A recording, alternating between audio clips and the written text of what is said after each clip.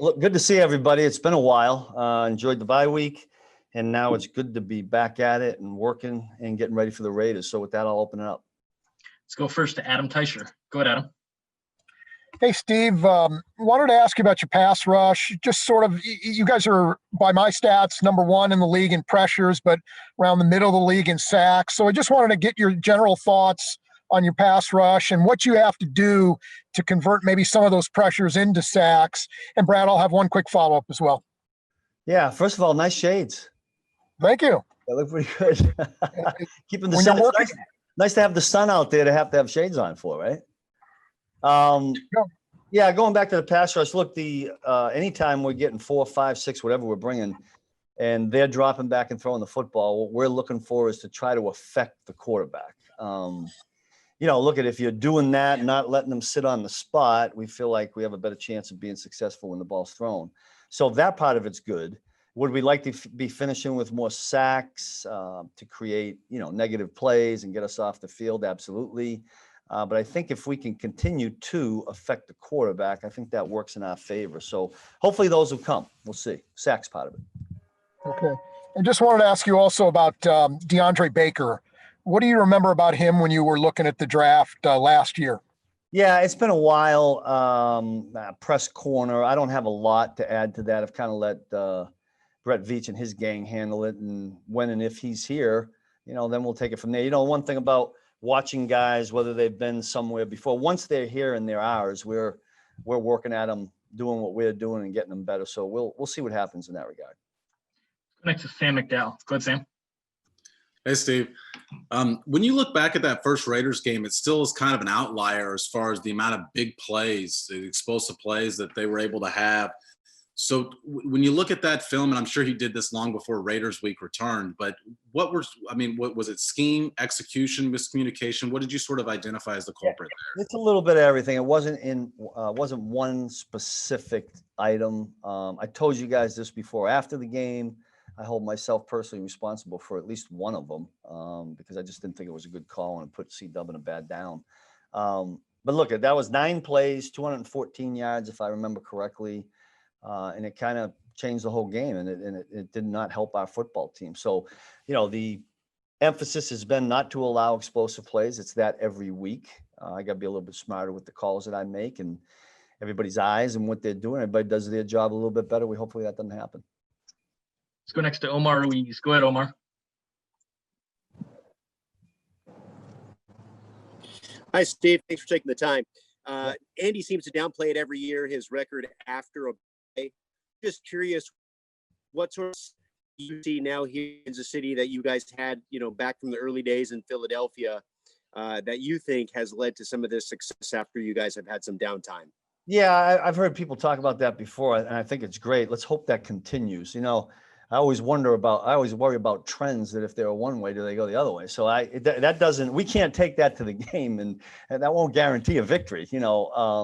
I don't give it much thought. I really don't have an answer for what the key is. The one thing Coach Reed has done is he stays pretty consistent. He's handled, I think, all these bye weeks the same. So maybe there's something in that, but let's hope after Sunday we're saying the same thing. Let's go next to Seren Petro. Go ahead, Seren. Coach, on the subject of Baker, but just not that's the jumping off point, but just in general, I mean, he struggled last year for the Giants on the field. I'm talking about just as a play. I mean, we know some of the stories, right? What he's been through off the field, but is that a spot that you can have kind of an apprenticeship year and really come around in the second year? Is it a scheme thing? Because he was very highly thought of and very decorated in college. To have those kind of struggles, how much can you improve from one year to the next? Yeah, I'm not aware of the struggles. We didn't dive into that. I mean, Brett and his staff have been all over that thing, and anytime we can add a good football player, I think that's a good thing. I mean, anybody that comes in here, look, we start from scratch.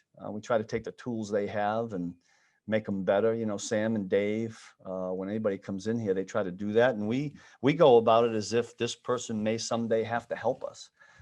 Whether that happens right away or later on, we don't know that. So we'll see. I mean, it's hard for me to tell that. don't have don't have him in here.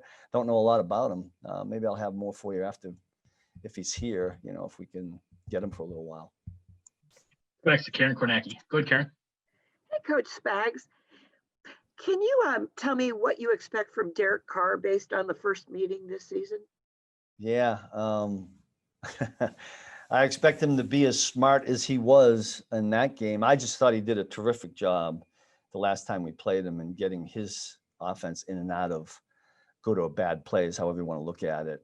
He was one step ahead of us, one step ahead of me the whole time. I give him a lot of credit for that. I've always thought he was that way, and I got a lot of respect for John and what they packaged together. We're going to try to be one step ahead in more plays than they are, and try to find a way to make some explosive plays ourselves. But I got a lot of respect for what they do and the quarterback that Derek is. We've got time for a couple more guys. We'll go Pete and then Steve. Go ahead, Pete. Hey, Coach, I know that L'Jarius Sneed returned to practice before the bye. I was curious what you've seen in his game at practice, and does it give you confidence that he might be able to pick up right where he left off, whether that is this week or in the weeks to follow? Yeah, I mean, look, we're talking one day. I mean, we had him in some walkthroughs on Tuesday, you know, yesterday morning walkthrough. So it was one. I don't know how much, I don't know what the reps were. It's a little hard now, but I'm anxious and excited to get him out there again today. And then tomorrow on a Friday where we get a little speed against them. But, you know, we'll tread lightly. You know, it's been a while.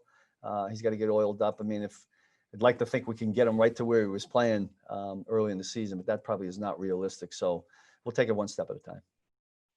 Yeah. And we'll go last to Steve Walls. Go ahead, Steve.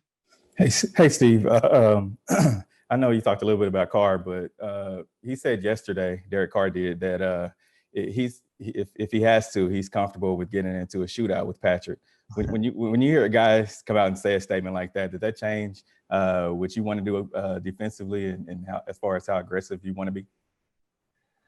I don't know that. Look, we got to go in and do what we do. I mean, we're putting a game plan together to hope against every team, you know, to hopefully keep the points total down. I mean, our job defensively is, you know, points allowed, and no matter how we do it, turnovers or negative plays, sacks, interceptions, whatever it is, we got to try to find a way to keep the other team from putting points on the board. Again, I go back, I got a lot of respect for this offense, the quarterback, the head coach, all the weapons that they have.